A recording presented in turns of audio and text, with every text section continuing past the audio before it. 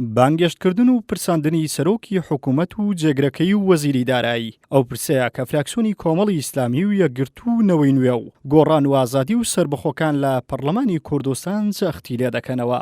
بە ئامانجی گەڕانەوەی مافی موچەخۆران کە بە شێوەیەکی نایاسایی لە سەدا 21 موچەکانیان لەلایەن حکومەتەوە بڕدراوە.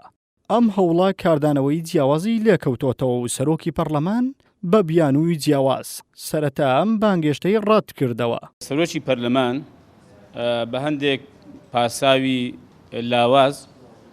ئەم یادداشتەی ئێمە ڕەت کردەوە. سەرۆکی فراکسیۆنی کۆمەڵی ئیسلامی هەرزوو ڕایگەیاند کە ئەوان دەست هەڵناگرن لەم پرسێ و دەبێت سەرۆکی حکومەت و جێگرەکەی و وەزیری دارایی بێنە پەرلەمانی کوردستان و لە بەردەم نوێنەری ڕاستەقینەی گەل ڕوونکردنەوە بدەن کە بۆچی 121 موچە بە نایاسایی بڕدراوە و ئەی کوا و هەموو داهاتەی هەرێمی کوردستان. ئەگەر ئێمە ژمارە یاسایی کۆ بێتەوە ئەمزارەکە وەکو باسم کرد هەموو بڕووبیانەوەمان بڕیوە کە باس کراوە.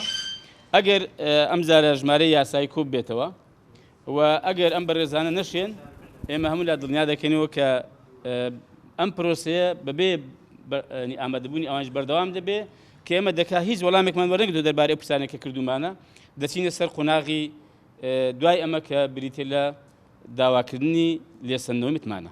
فراکسیۆنە جیاوازەکانی پەرلەمانی کوردستان بە جیاواز پشتگیری ئەم هەوڵە دەکەن و تەواوی ئەندامەکانی هەریەکە لە فراکسیۆنەکانی کۆمەڵ و نەوەی نوێ و یەکگرتو و ئازادی واژوویان کردووە بۆ لێپرسینەوە لە سەرۆکی حکومەت و جێگرەکەی و وەزیری دارایی. ئەمە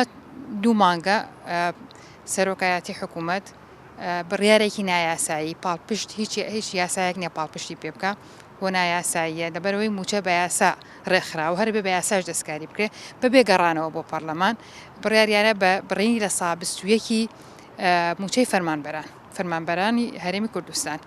بە بڕوای ئێمە ئەمە بڕیارێکی نایاساییە و بە دوواداشتمان بۆکەوە داوامان کردووە کە سەرۆکی حکومەت و جێگیرەکەی و وەزیری دارێک هەرسێکیان معنین بەو بابەتە بێنە پەرلەمان کە لەسەر پاڵپشت بە چی یاسایەک ئێوە بڕیاری نایاسایی بەبێ گەڕانەوە بۆ پەرلەمان. ئەم بابەتە لە 100% ئەرکی پەرلەمانتارانی پەرلەمانی کوردستانە لەبەرەوەی نوێنەری خەڵکن و لە ئێستادا خەڵک لەلایەن حکومەتەوە ناحەقی لێکراوە و قوت و موچەکەی بڕاوە. دەبێت پەرلەمانی کوردستان شکۆی بۆ بگەڕێتەوە و دەبێت پەرلەمانی کوردستان کە لەوەی لە یاسا و لە نێو پەیڕەوی ناوخۆی پەرلەمانی کوردستانە تۆ مەرجعی یەکەم و باڵای قەراری سیاسی و یاسایی لە هەرێمی کوردستان دەبێت شکۆی بۆ پەرلەمانی کوردستان بجەڕێتەوە و ئەرکی پەرلەمانتاران و دەستی سەرۆکایەتی پەرلەمان و خودی سەرۆکی پەرلەمانە کە دەبێت ڕێکارە یاسایەکان بگرێتە بەر و دەبێت سەرۆکی حکومەت و جێگیری سەرۆکی حکومەت و وەزیری داراییش بێنێنەوە پەرلەمانی کوردستان بۆی لێپرسینەوەیان لەگەڵ بکرێت. شیرین ئەمین و شایان عەسکەری و عەلی حەمە ساڵح کە ئەندامانی فراکسیۆنی گۆڕان و بزوتنەوەکەیان بەشدارە لە کابینەی نوێمی حکومەت بەڵام واژوویان کردووە بۆ لێپرسینەوە لە بەرپرسانی حکومەتی هەرێم و تەنانەت وەزیرەکەی خۆیانیش دەیانەوێت بزانن بۆچی حکومەت دەست بۆ بڕینی موچە دەبات. مادە ئەساسیەکان کە پێویستە کات پەرلەمانتاران واژووی لەسەر بکەن و پرسی پرساندنە بەڵام بەداخەوە لە ئاستی کۆی با بڵین خولەکانی پەرلەمانی کوردستان تاکو ئێستاکە ئەمە نەبووت بە خاڵێکی وەرچەرخان کە پرۆسەی پرساندن و لێسەندنەوەی متمانە لە پەرلەمانی کوردستان بڕوات. ئەمە دەبێتە ئەتوانین بڵێن نیشانەیەکی پرس بۆ سەر پەرلەمانی کوردستان دەلالەت لەوە بکات کە با بڵێن ڕەنگە ئەمە هەژمونی حکومەت و هەژمونی حەزب زاڵ بێت بەسەر پەرلەمانی کوردستانە. من هەمیشاڵم پێویست ناکات ئێمە نمونە لە وڵاتە پێشکەوتەکان وەربگرین بەڵام لایەنی کەم ئێمە بەشێکین لە عێراق و دەتوانین